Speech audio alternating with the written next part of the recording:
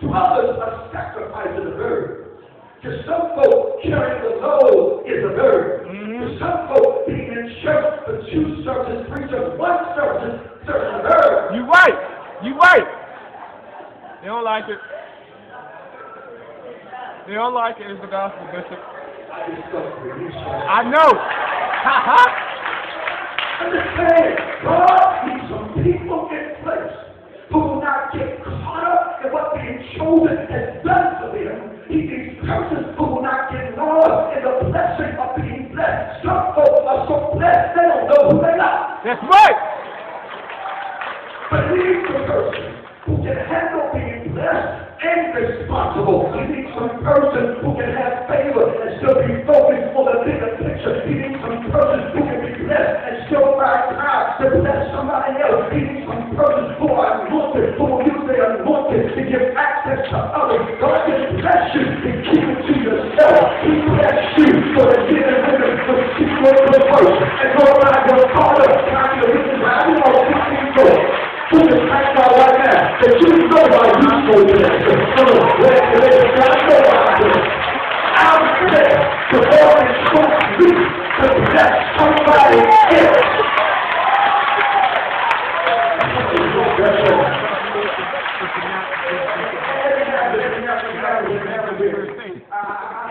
When I had some leisure time, I like watching the same movie over and over.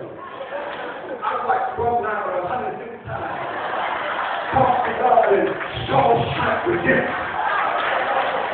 In my home, I got a new one that I like called lottery tickets. Wow, Ice Cube. I mean lottery tickets. Anybody young brother from the hood who wins the lottery about $325 million. And as he struggles to hold on to the ticket and elude the impressions of the neighborhood bullies, he asks one of his friends, what would you do if you hit the lottery? She responds by saying, well, I go to school, get my degree, pay my bills, take care of my family, and give back. That's what I want. He wants a person who are willing to give back. Persons who want to give back that others can get up. Give back so the lame can walk. Give back so the blind can see. Give back so the hurt can heal. Give back so the bruised can find everybody here see the thank God that you know you made because of the people in your life who are not ashamed to give back. My mother had much, but she gave you Jesus. She didn't have a lot of money, but she gave you a word. She able to speak your sense. We look at our churches and thank God for having the right people in our lives who are not ashamed to give back so that we can make it, so we can go and school. We make it the college that we like that. He has for a time to pray for us.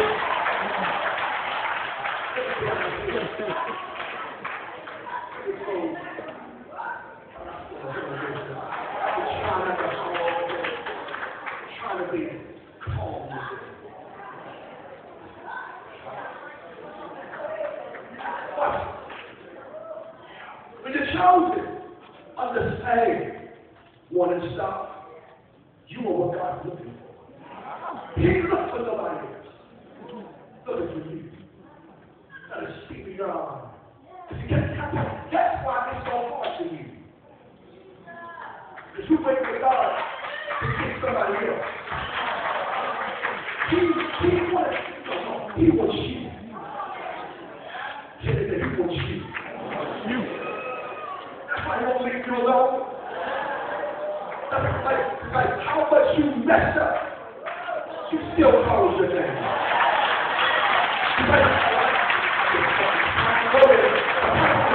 That's how much you messed up. Messed up recently. Messed up yesterday. Messed up this moment. He's still. I can't get out of this place. I can't walk away from this place. I can't see what the somebody is. He keeps calling me.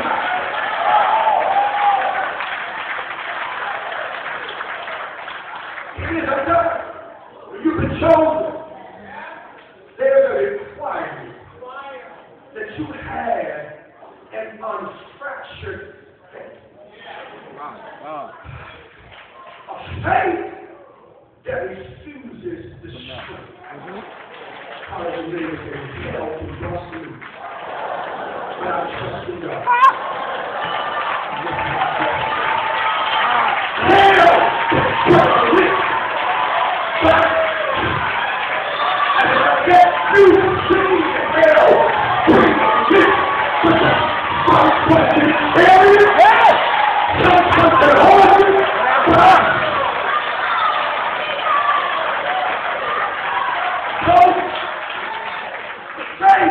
That does not wait. Faith that is unconditional. I trust God when I'm broke. I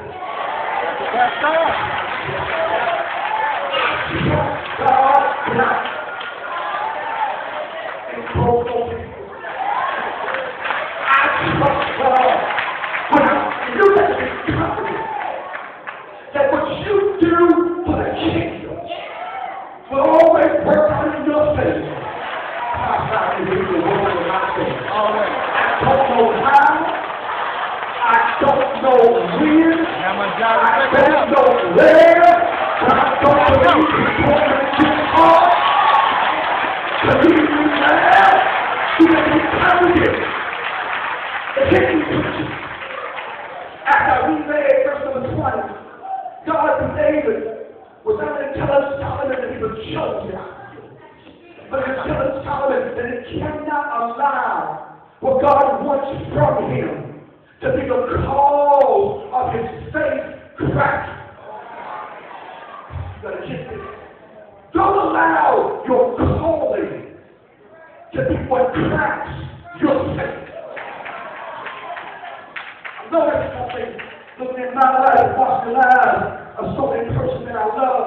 I've learned that what often rattles our faith is not the antics of the day.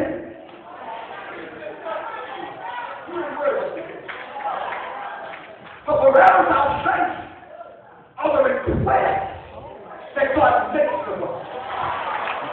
Isn't it interesting? That whenever God makes a call, that's when we get nervous. We can rattle when God gives us direction. We can rattle when God requires us to walk by faith and not by faith. We can rattle when God calls us to an assignment that we don't think we're prepared to have. We can rattle. He calls us to die. We can rattle when God tells us what He wants from us. What David does is he warns his son Solomon. Here is undone. He said, do not be afraid for this sin. For the Lord my God is with you. You will go to the house. Because the Lord is with you. Now I know you're in a storm right now. But the Lord, He is with you. Thanks to the Son. God will not fail you or forsake you. That's how He will not fail you. I need somebody here that's trying to do what God wants. And you've been struck, you've been rescued, you've been scared, you've been afraid. Can I tell you something? He will not fail you. He will not forsake you. He thanks for His Son, regardless of how intimidating this request appears to be, because of how much this pulls you out of your comfort zone, because of how far this is beyond what you think you can do. David said, do not allow your faith to be fractured. You say too much. Too much for God. Solomon, you saved me. You heard my testimony when I had 3 rocks and a slingshot and a stupid God. I wrestled 9 to bed. God gave me the victory. Put the Hittites, Jerubites, Hivites. God gave me victory. You saved